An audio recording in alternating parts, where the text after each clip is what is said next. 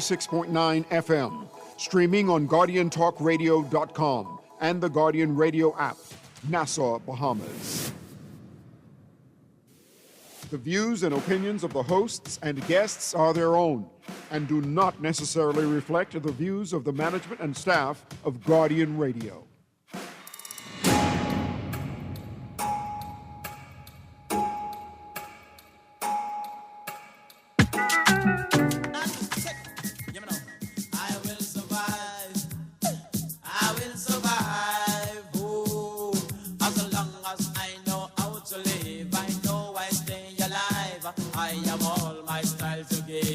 I have all my love to give. Papa son never grumble, grumble, grumble. At the sun I go fling down in style at the age of 1.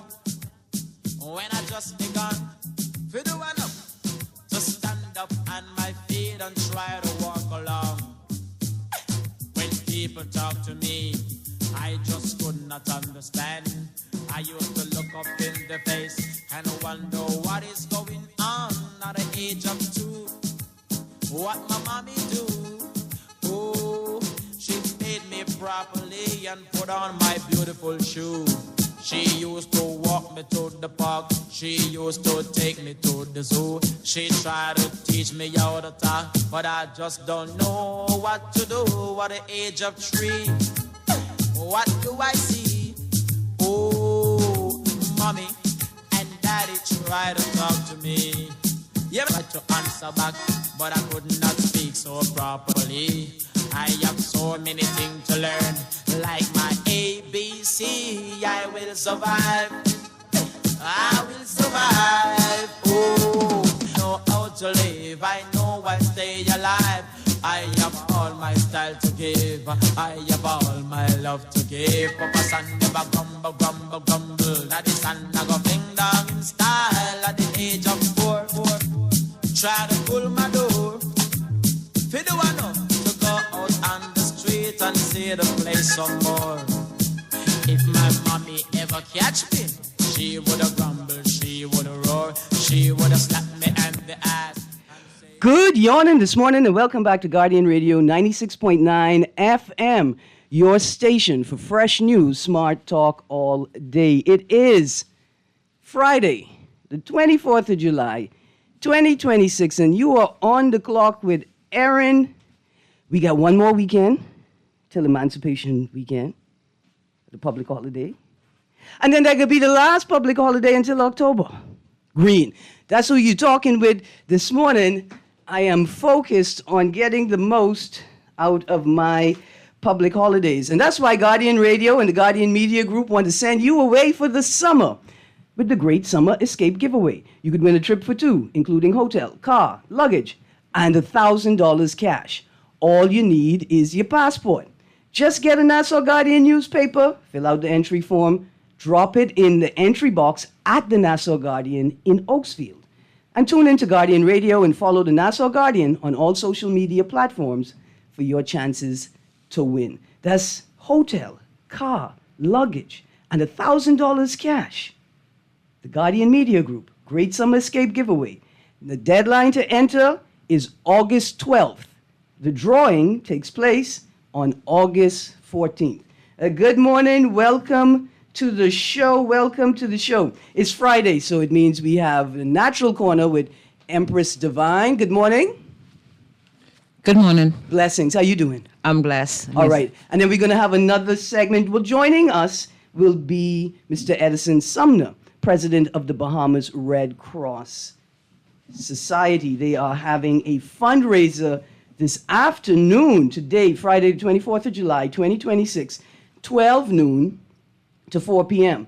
It is a grill and chill at the Red Cross Society headquarters at number 94 JFK Drive. And when Mr. Sumner gets here, we're going to talk a bit more about that event and what's going on with the Red Cross. You see, we started the show this morning with I Will Survive by Papa San. How many of y'all remember that song? As soon as I saw it, I was looking for I Will Survive songs because today on the Natural Corner, remember we talking famine foods, food that you didn't know you could eat, and food items we may need to rely on in a pinch. But right before we get there, you got your Nassau Guardian, guys? Get your Nassau Guardian today. The headline, U.S. hits Bahamas with 12.5% tariff. And I just want to say, if I had known that training raccoons to dive up crawfish was slave labor, I would not have done it. If I had known, I would not have done it. Also, whoever tell the raccoons to call the labor board, I'm very upset at y'all. They didn't even know how to use the phone, and here you are teaching them things. Anyway, The Guardian today headlines, U.S. hits Bahamas with 12.5% tariff, more than 100 unregulated structures in North Andros marked for demolition. Cooper says government remains at table with BUT. Say, despite claims from the union president, Wilson, that the government backed away from ongoing industrial agreement negotiations, Deputy Prime Minister Chester Cooper said yesterday that negotiations are underway. Quote, the government continues to be at the table, close quotes, Cooper said. I just need to know, I want to know where is the table? And does the union know where the table is? Quote, we had a negotiation team led by Bernard Evans and Reverend Father James Palacios. They are talking directly with the union. We go to page 7. President and a team of negotiations. Quote, I don't make it a habit of negotiating it in the press, and therefore I don't have any discussion on any of the details. I don't think anybody asked you that, sir. I think all we want to know is, did the meeting that was supposed to take place on Wednesday take place? You adding all kinds of things to the conversation that we weren't necessarily concerned about. We just wanted to know whether Wednesday took place on Wednesday. See, because that's the table that they're talking about. Were you at that table on Wednesday? That's all. That's it. But you don't discuss the details. Nobody wants you to discuss the details in the public, sir. Nobody asked you for that. So who are you rowing? To say that you were expected to continue negotiations on Wednesday is discussing details in the public? What is this Sparta? Is this gang culture? Is this how we negotiate with stakeholders in our country? I'm just going to continue to read quickly. Quote, we look forward to a briefing in the coming days from our negotiating team, and we are hopeful that before long we are able to put that negotiation behind us. Close quote. He said, quote, suffice to say we are committed to completing the process, quote, and when there's more to tell, we'll call a press conference to the signing. Call a press conference before the Ghanaian Minister of Foreign Affairs announce your business in the public. Like, who are you actually rowing? Should you be rowing the Ghanaian Minister of Foreign Affairs that set this unfortunate set of circumstances into play? Is that who you rowing? On Wednesday, Wilson accused the government of abandoning negotiations and instructed public school teachers across the country to remain alert. Among other benefits, the union is trying to achieve a salary increase. In a voice message, Wilson said she was informed by the government's lead negotiator that the government would not be at the table because the, quote, government's negotiation team has concluded, comma, close quotes, and is, quote, not empowered to go any further, close quotes. Wilson listed expectations from the government, including a return to the negotiation table, a date, time, and venue for negotiations to resume. See, that's like the man tell me he want to marry me, and he told me we're going to go and meet with the priest on Wednesday. And then on Wednesday, I get a call from the priest to say the man call him and tell him ain't no meeting. But I must sit here and think that everything is okay with the marriage, with the betrothal, with the engagement. I supposed to just sit here and wait for him to tell me when we supposed to go to the priest for the meeting we supposed to have before we get married? That's what we doing? Cooper continues, quote, we are on an aggressive path to ensure that we bridge the gap where there are shortfalls, close quotes, Cooper said.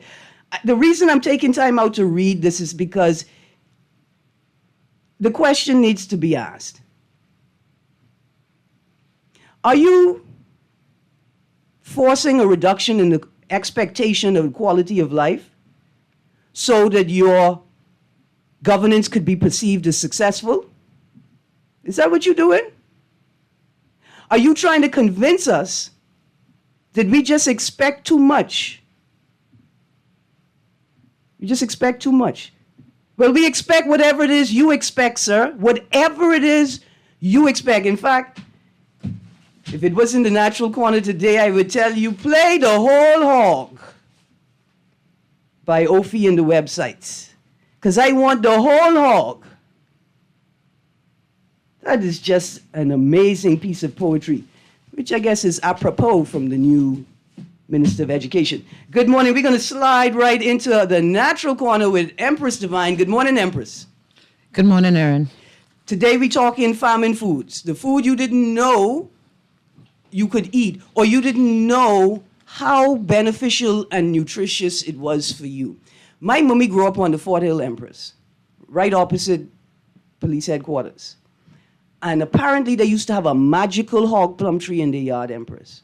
Every little children in the Fort Hill area know about this hog plum tree. This hog plum tree could sustain you for 5 days in the wilderness with just a handful of hog plum. My aunties, my cousins, my uncles, all of them talk about this hog plum tree. And I realized that they may have realized but couldn't articulate how nutrient-packed this hog plum tree was, that they could sustain themselves for a whole day on just a couple handfuls of hog plum.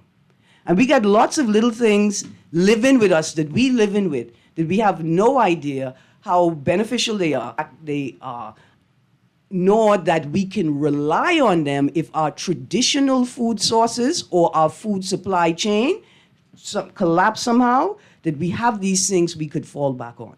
I brought my list, and I know you brought some examples for us today as well. So how are you doing? And if just a word, how was last night's event?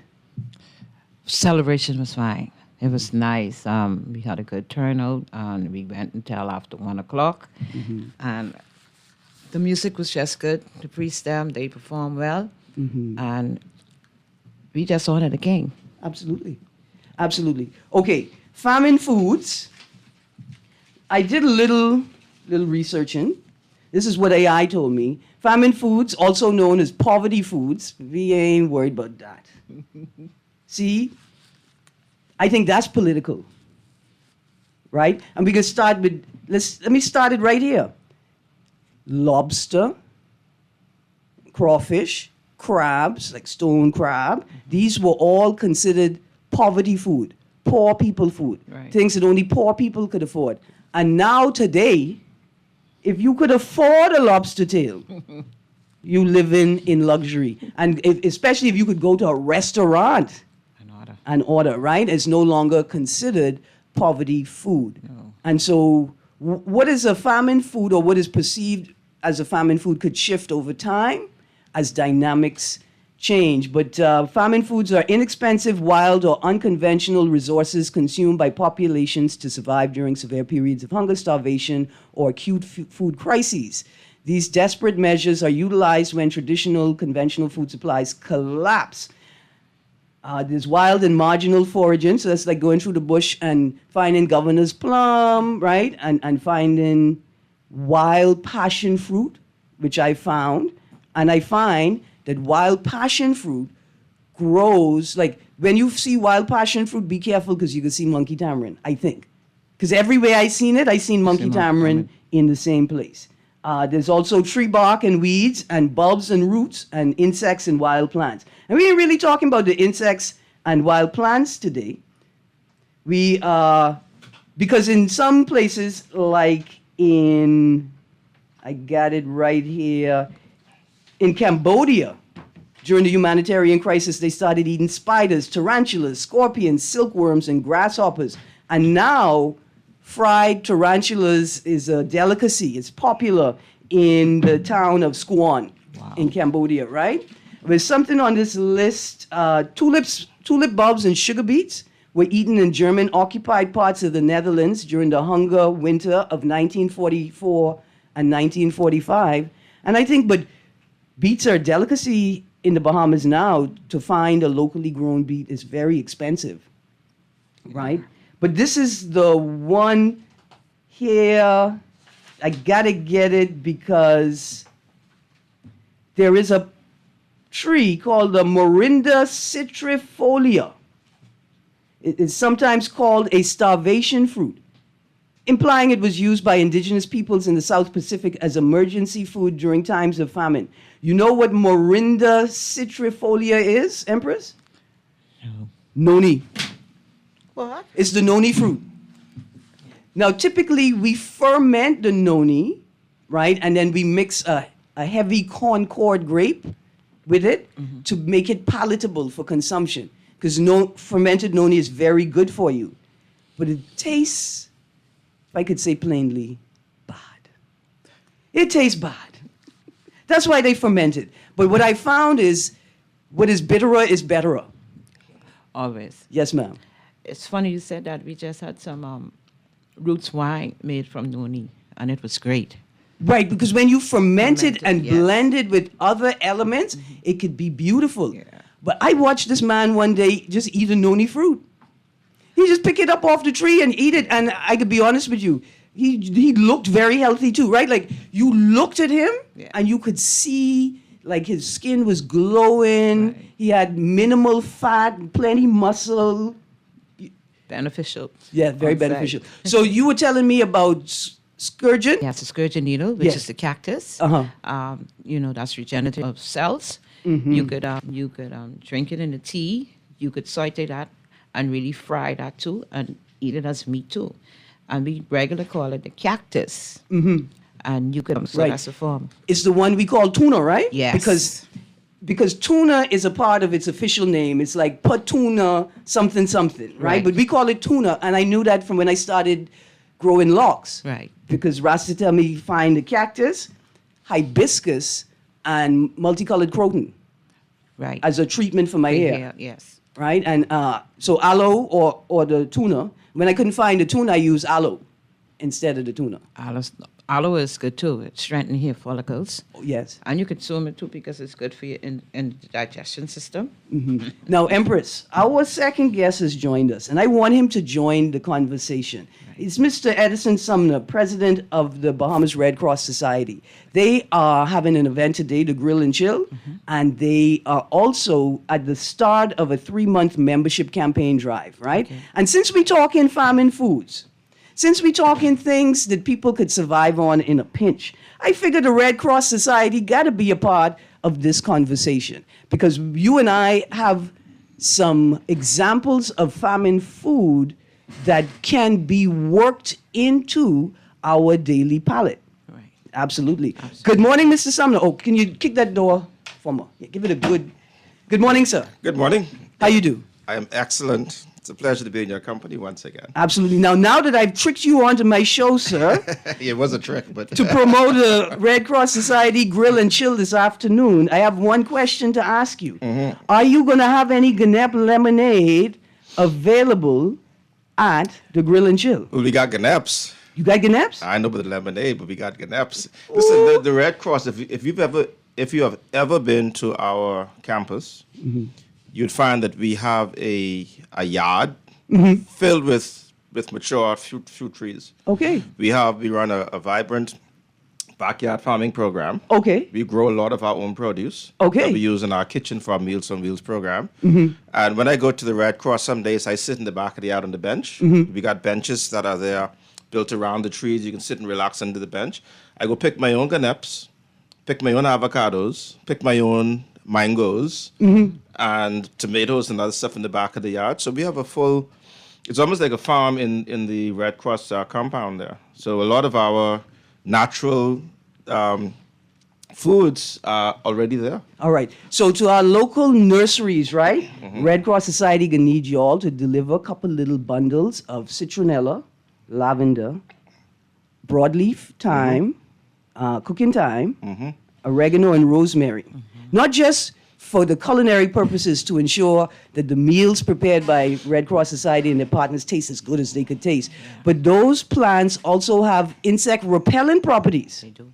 right? And so wherever your benches are, you're going to plant those around the benches in the seating Absolutely. areas Yeah. to minimize or maintain, balance the garden and all of its I got them in my yard too, residents. I learned about these properties of these plants, that they go beyond just nutrition for your body, that they have some other environmental benefits as well. So we're very cognizant of that.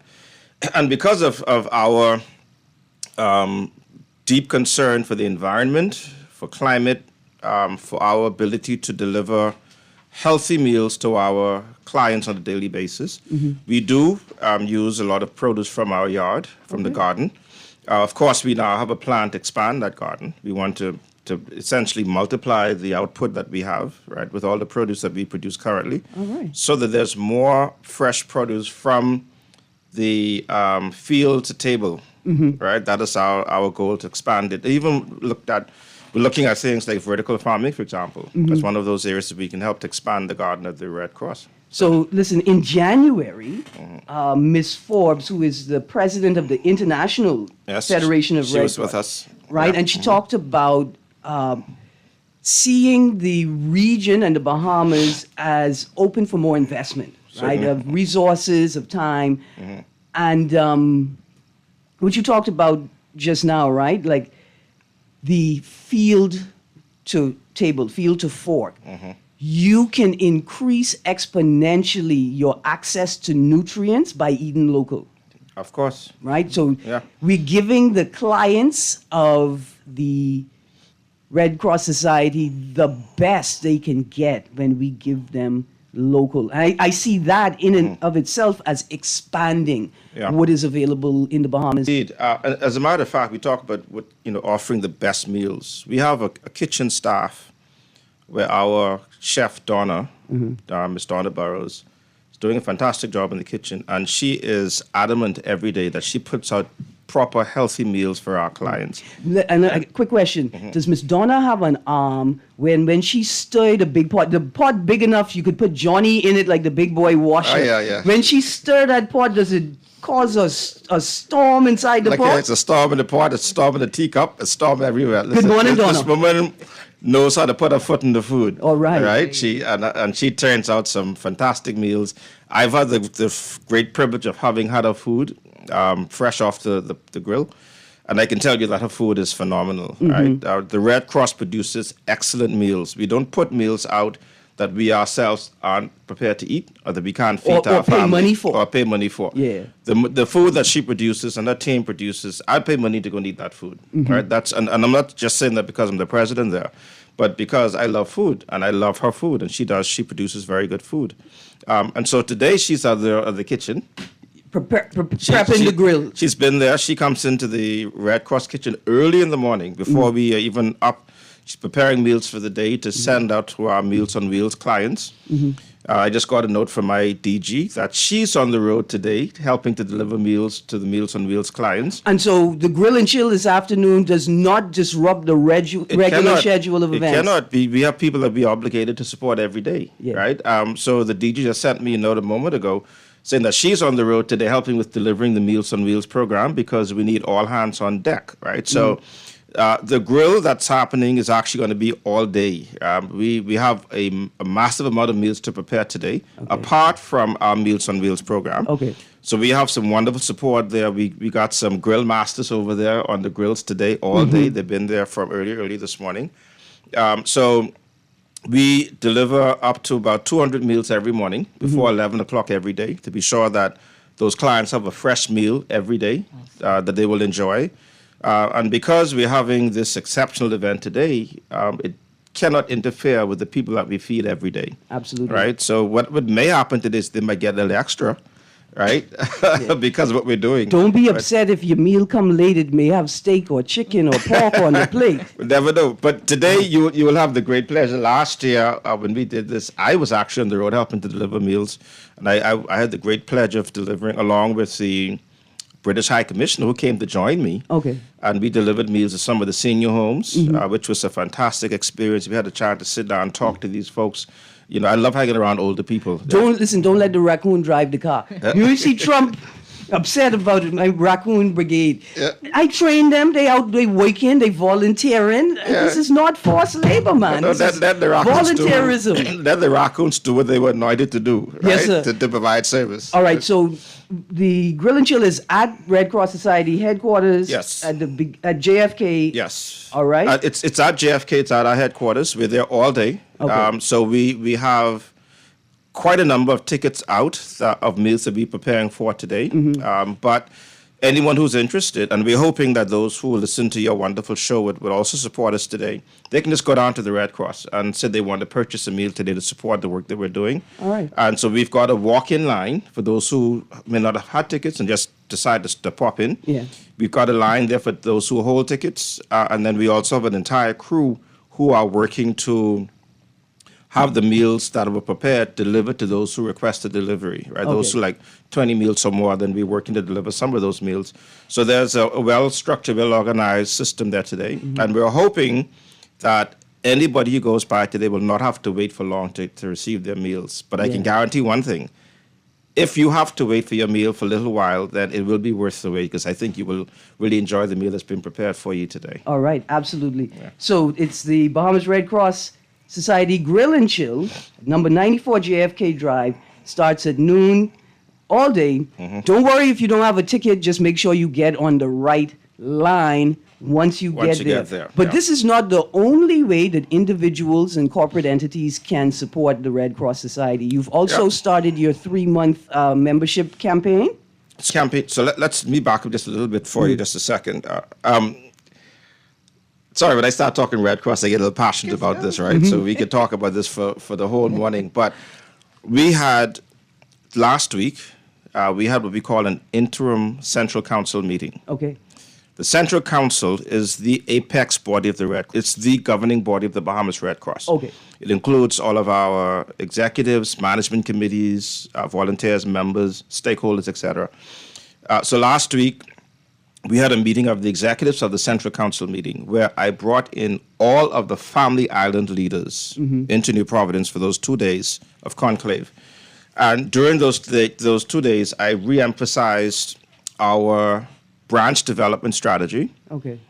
and our decentralization strategy. Okay. Meaning that we're working now to decentralize a lot of the work that's happening in New Providence with the Red Cross and putting a lot of that responsibility now in the purview of the local communities throughout the islands. We've elevated our family island groups to now calling all of them branches, where they were not all considered branches. They were groups who had group leaders.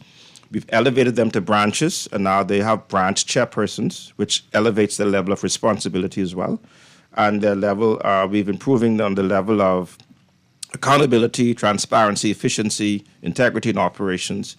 That went off extremely well. I'm very, very pleased. It's one of the major things I had to do when I came into this office.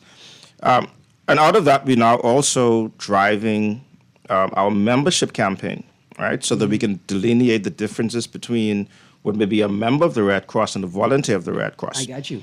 So the members are the ones who support us financially. They're the ones who drive our resources. They're the ones who come in and tell us, Sumner, you need to do X, Y, Z to improve what's happening. And all those opinions are very, very valuable to us.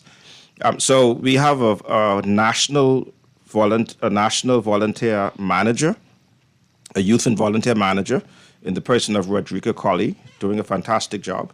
And we have a national chairperson for our membership committee, Ashley Pratt Larimore, who also is doing a fantastic job. So now we're running this membership campaign to reintroduce the Red Cross to society, to reintroduce the Red Cross to our family island communities, to reintroduce the Red Cross even to the members of government, because there are many members of the government, particularly in the executive branch of government, who were just not fully aware of the work of the Red Cross. They were not aware that the Red Cross is not just an NGO. We're not just a not-for-profit organization, that the Red Cross is an organization established by an act of parliament and is actually an auxiliary to the government. We're the only organization in the country that has this status. And we were sure to fortify that recently when we had the amendments to the Red Cross Act that were passed back in January of this year, which now strengthens the Red Cross resolve as an auxiliary to the government. It now also gives the Bahamas Red Cross Society the same level of privileges and immunities as any other international organization in the country. Okay. Right? So that was all done to be sure that we can improve our level of operational efficiency across the country. And I'm very pleased that we're doing this. And the final point I make on this is that in our brand strategy and our decentralization strategy, we are also establishing a physical presence on every island, not just a committee or a group where they have to go find a schoolhouse to meet or a church hall to meet. We're establishing a physical presence on every island so that every island has a Red Cross center on it, a building that you can walk into that is Red Cross. Building capacity. Building capacity. So you will see a Red Cross flag planted on these islands. Okay. They will have warehousing capacity. They will have meeting space capacity. They will have community engagement capacity.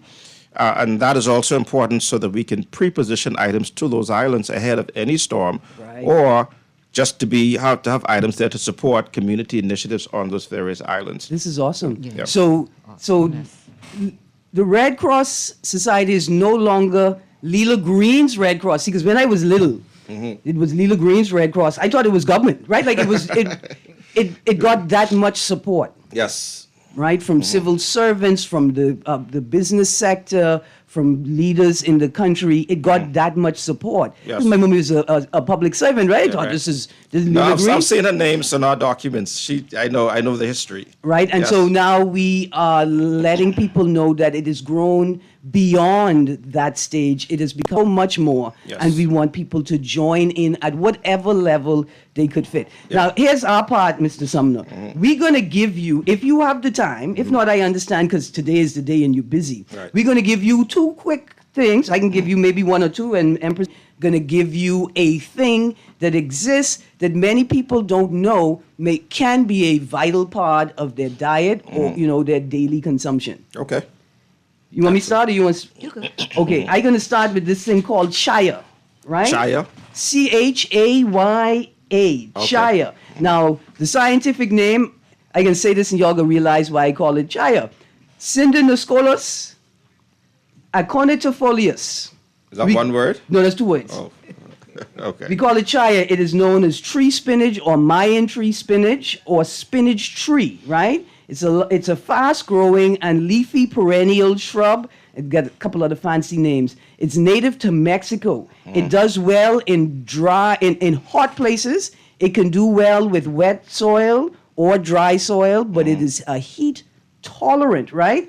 Spinach. It is perhaps the best spinach for us to eat. A USDA study in Puerto Rico reported that higher yields of greens could be obtained with chaya than any other vegetable they had studied. In another study, chaya leaves were found to contain substantially greater amounts of nutrients than spinach leaves, right?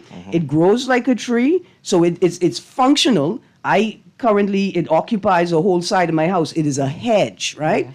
And my property, you could go out every day and pick it. They say you want to start harvesting leaves after the first 2 years, but when I laid the sticks on the ground, they rooted themselves. They say, I'm home now, and they pulled themselves upright and started producing leaves.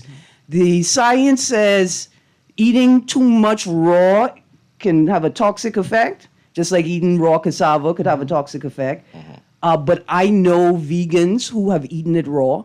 So how do you prepare it? How do you eat it? Oh, I like to saute it down with some onions and tomatoes, salt and garlic and other spices. And I'll have that as a vegetable side or so like as a big vegetable side, or I'll have it like a small, like how you have a little bit of coleslaw. I may have a little bit of that and some salad and some other broccoli or something.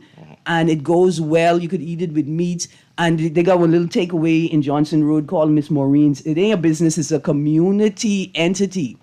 She started adding the tree spinach to her breakfast to give people a better nutrient, right? Filled breakfast in the morning. It is just an amazing plant. And again, it is heat tolerant. So when the Malabar and the vine spinach die off in the heat, you've got tree spinach to carry you through the rest of the summer. Okay. All right? Excellent. Empress Divine, So we have here the coleus plant. Coleus. speak right into the mic. The coleus plant, you see them, they grow very low to the ground, and they have multicolors one. So you could saute it too, like spinach, or you could drink it in this tea. Okay. You know, and it has healing properties too for cancer. And it tastes very nice. Okay. And you just have to cook it, give it some time to cook, just like spinach. So you could take a little of the, so it could get real nice and soft. So and the next one is the bougainvillea. You know, I know about the bougainvillea. you do. Well, I know there's a plant. Yeah. To tell me what this to do. Okay, so first thing with bougainvillea. edible? Yeah, it's edible. First thing with bougainvillea, right? We think the flowers are the orange and the purple and the yellow colors we see. Those are not the flowers. Those are just the colored petals. They produce a little white flower on the inside. Go on, Empress. No, you could. No, you go. You go. So you could also eat that too, and it's nice in the tea too, and that also have healing properties. But you saute it down too, just like the spinach, and it's very nutritional. So what you eating? The white flower or the No, colored the flowers? colored leaves, right? Yes, the leaves. The colored leaves. Yeah. Yeah, The yeah. flowers. Because there's a green leaf on the bougainvillea. And then So, there's no, the colored- that's what I was telling you. So we think that the colored petals are the flowers. Those are not the flowers. Inside those colored petals is a little white flower. That's the flower. Okay. So you have the green leaves, and then you have the colored petals or the colored leaves. Right. But the flower itself is actually white and sits within those colored leaves. Okay. And bougainvillea is also brewed as a tea for menstrual health and conditioning. Yes, it Now back to the ganap, my favorite one. Since you have the grill out, right? And I know y'all got, you could put some ganap, pop the ganap in the pot, cover it with a little bit of water while it on the grill. Let it come to the boil, turn it down, let it simmer. You're gonna drain that, not drain, you're gonna capture that water, and you're gonna strain the fruit to get off the fruit, right? Right. That's the base for your lemonade. Okay. Now, don't throw away the seeds. You're gonna soak the seeds till you can peel that paper layer off that seed. Because it may still have some flesh on it. You can peel that off, and you're gonna wash that inner nut. And then you're gonna put it in a pan on the grill. Right. And you're nut. gonna roast the nut. You're gonna oil it, give it a little, toss it in a little bit of oil, throw some salt and seasoning on that, and you're gonna roast that nut on the grill while you're all grilling. And then you're gonna sell that like peanut, $2 for $2. Just You all eat ganap nuts? Yeah. would you think you was surviving on all summer, Mr. Sumner? Peanuts. When you go out in the bush and eat, you realize I only eat 17 ganap all day, but I am not hungry. That's how I survived the summer in Johnson Road. So, all right. We're going to talk about this offline, I guess, some more. But I'm interested in, because I guess I picked some ganaps off my tree last night. Yes. So I've been enjoying ganaps last night, right? have one now. Oh, so you got, Right. okay. Yeah. In the indigenous peoples of this area, this region, that was a starch option. That was a carbohydrate option. And we know it because as little children and as big adults, especially if you're sitting in the car and you sucking on the seed because you're waiting for the right opportunity to discard the seed. And then you realize, I've been sucking on the seed for 10 minutes. Yeah. And you chewing the seed because your body is craving the nutrients that it's getting, even though you can't like taste it, the body is craving those nutrients. But you know, we used to crush the whole ganap when I was younger. Just gonna say. Yeah. Yeah, We used just put the ganap and just crush the whole thing. and chew it Didn't up. swallow it though. Just No, just- then just- chew and spit it out. Yeah. That's how we survived the summer.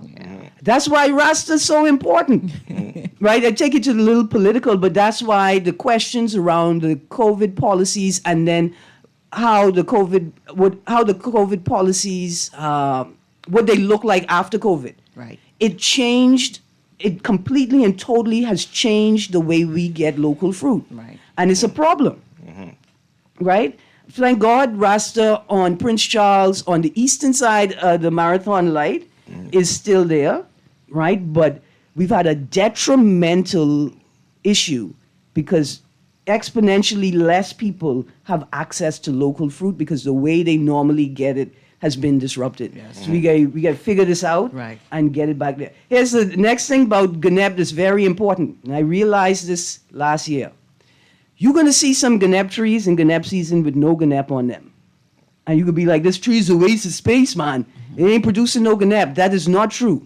There are male ganap trees and there are female ganap trees. And your female ganap tree is not going to produce ganap unless there's a male ganap tree nearby. And what I also noticed, if she don't like that male ganeb tree, the ganeb could be sour, right? So you not only you have to talk to your female ganeb tree, but you can make sure the two of them talking to each other to get the best ganeb. So they need a good marriage, I telling you. good union. I telling you. It's So right. just because the ganeb tree doesn't have ganeb on it doesn't mean it's not valuable. It doesn't mean you need to cut it down. Right. You need to make sure, observe, see if there are any fruit-producing ganeb trees in the area, and then you know there's a purpose for this tree. Right. All right. Empress, you got any more? I got a couple more on my list. So I have a few more too. The moringa leaves and the flowers too. You Go on. But not just the flowers, everything on the moringa. true. Everything is correct, but I find out I didn't know that we could eat the flowers. You know, you could saute the flowers too, just like spinach, and it's very high in and it tastes real nice too. Yeah. So that's with the moringa. You have the callaloo. Everybody should know about the callaloo. Shepherd needle should know about that too. And the banana stem. You peel that outer layer off, go into the inner layer, and you could saute that too. Really? Yes, that. Banana flowers. So for vegan clients of the Red Cross Society, right? I know when you in crisis, you often think beggars can't be choosers. But veganism is a lifestyle choice, It is a right? And we lifestyle. want to accommodate people as much as possible. There's so many vegan options available to us. Right. Like she said, the banana stem, the banana flowers, people brine them, soy sauce or fish sauce, and they bread them and fry them or bake them, and it's like a vegan fish finger, right? You can take the banana skin, once you peeled it off the banana, Right. scrape all of that little banana fluff off, wash, brine, trim, cut up, saute with your tree spinach, with your onions, with your tomato, with your sweet pepper. You could add it as herbs to your peas and rice. That's a new one for me. I mean, Yeah, that's a new one for me. yes, sir. I'm very curious. You have a lot of culinary jargon.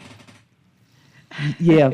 The raccoons started to me. See, they think I teaching the raccoons in a slave labor thing. No, they No, teaching me. you cook? Because I've listened to your show many times, and I hear you a lot of times talking about food and cooking and all this. Only women who have husbands is cook. I have a What do you- business.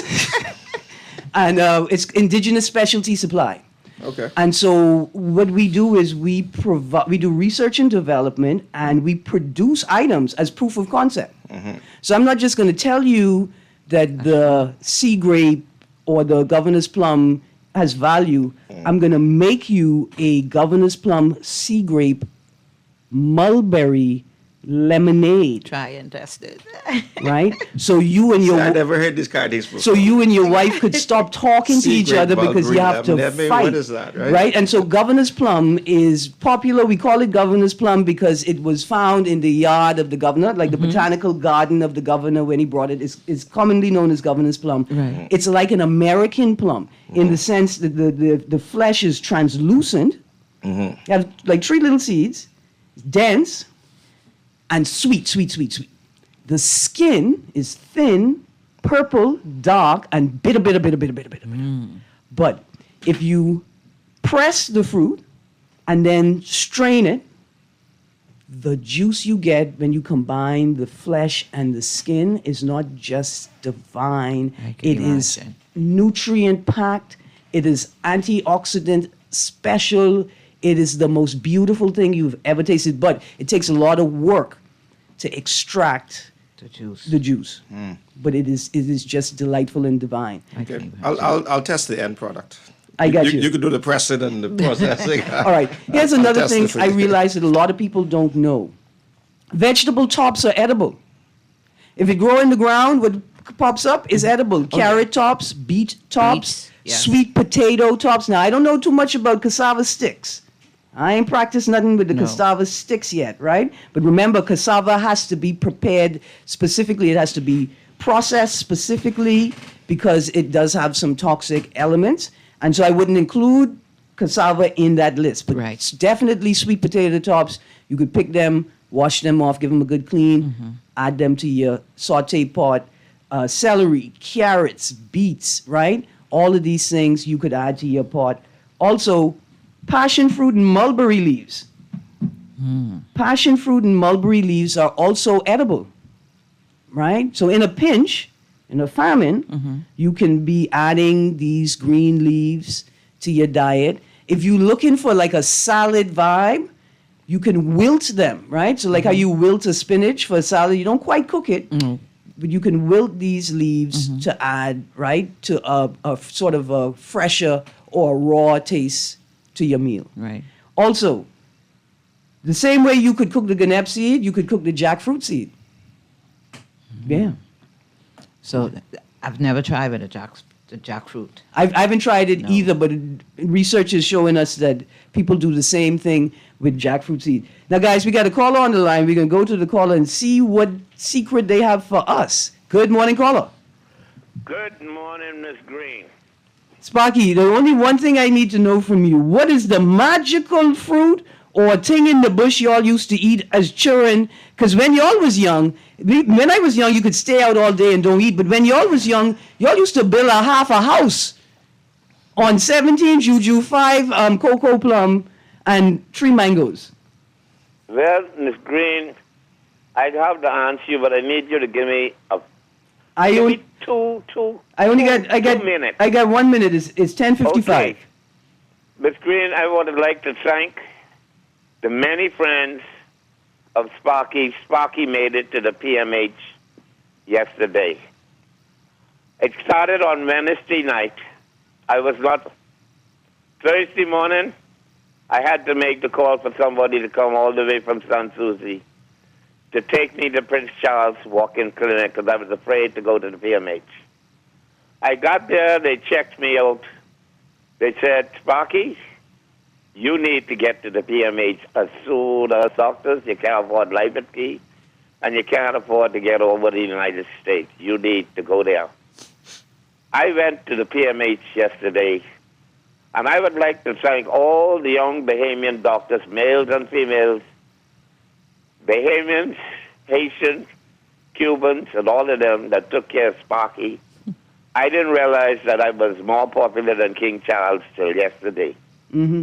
I would like to thank all of those people at the PMH, and I would say that from what I found out yesterday, there's a big lie that they said about the PMH. First they say the air conditioner ain't working. I was cold.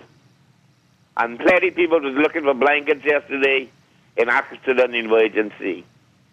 And because of Sparky, the jokes went down.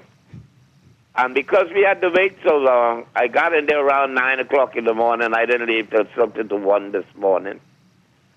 I was put on the table with all kind of EGC because I have a heart problem.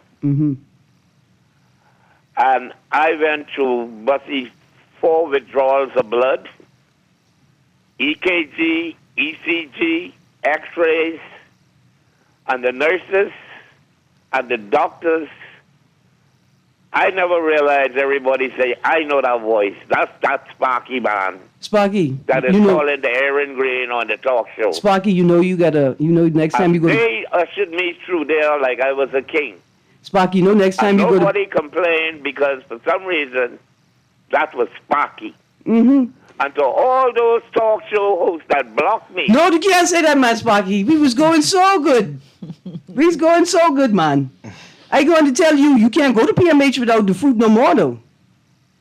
Next time you go, you better have your bag, your bucket, your basket of fruit with you. Also, get some beets for your blood.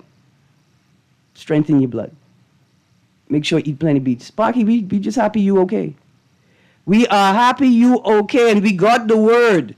Things are improving at PMH. And most importantly, the staff trying their hardest. Okay, just before we go... Yeah, Tex, I hear you.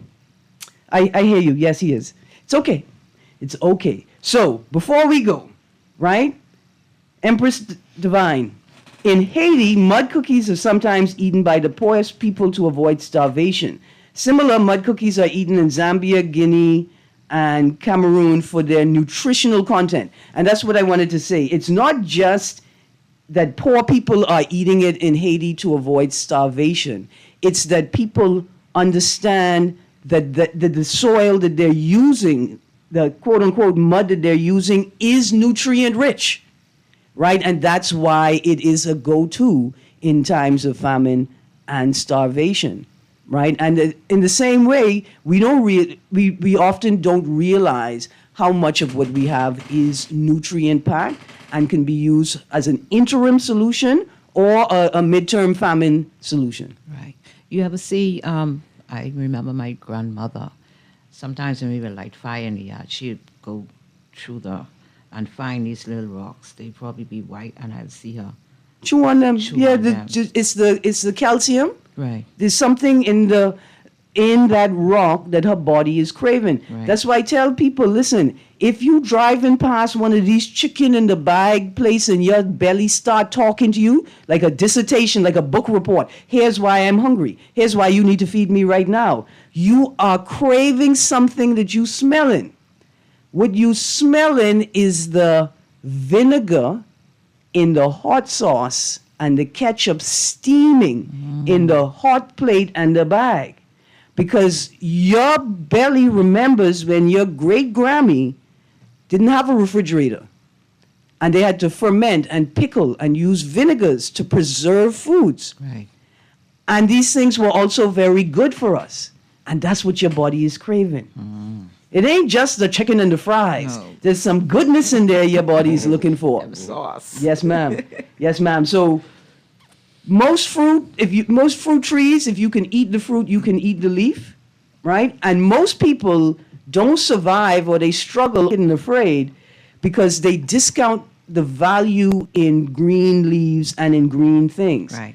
Right? If you are in a survival situation and you're in the bush, if you can identify leaves that you can eat the fruit of, could eat them. boil the leaf, get the chlorophyll. Right. Boil the leaf, drink the water, get the chlorophyll. But also don't go on a show like Naked and Afraid without doing your research. No. Try and test. But most people go thinking survival is killing an animal and catching an animal. No. But survival is understanding the environment that you're living in and what you can benefit From it. Most definitely. To Mr. Sumner and the wonderful Empress in the studio, just know that the host of On the Clock is not just like myself, is not just wise and intelligent. She's highly knowledgeable in virtually everything you need for everyday living, especially natural and local indigenous things. Lady Greene is the tippity-tip-tee top of the throne. Listen, it is these two who inspired me to do the research. And all of us, we know some of this already, and plenty of y'all know far more than I know. I need y'all to start talking to each other, and especially talking to your children. Because even if they never have to rely on one of these famine foods, they will be stronger for knowing that they exist. Knowledge. And they can turn to them if they have to. Empress Divine, next week, I'm going to meet with you in the break. Next week, I think maybe we could talk about like tea leaves and flower leaves and things you didn't know you could be drinking Right. instead of sweet, sugary sweetness. Yeah. President, thank you so much. My pleasure. Thank you so much. And for those who are hearing us, please come down and support the Red Cross today. 12 until number 94 JFK Red Cross Society headquarters. Be there because Donna could be there and the food could be there. That's It's right. going to be a good time. Excellent. Have a great day. Thank you. Blessed.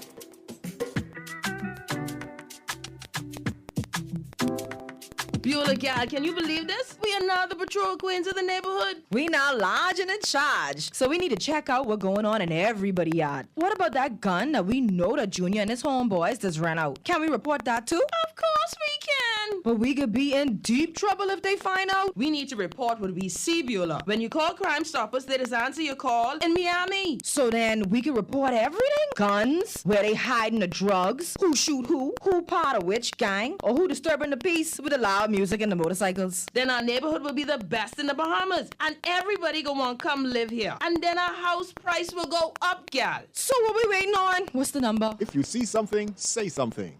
Let us all pitch in and stop the crime before it's your time. Call 328-8477 from Nassau or 242-300-8477 from the Family Islands. Or text us through the Crack Crime Bahamas app.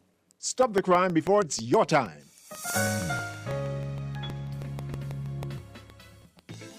Running low on summer funds? Squeeze every drop of fun out of your summer with a Fidelity personal loan. From backyard upgrades to family getaways, Fidelity is here to help. Call 356-7764 today. Fidelity, we're good for you. No budget for a vacation this summer? No worries. We got you. Guardian Radio 96.9 will fly you and a guest to South Florida for a vacation of a lifetime. Our sweet summer escape gets you round-trip tickets on Bahamas Air. $1,000 spending cash, thanks to Percy's Island Games. Brand new luggage from Brass and Leather. 4 days and 3 nights at the beautiful Holiday Inn Express Plantation. Free car rental from Hertz, too. All you need is your passport. We got you covered. Enter now for the Guardian Radio 96.9 Sweet Summer Escape.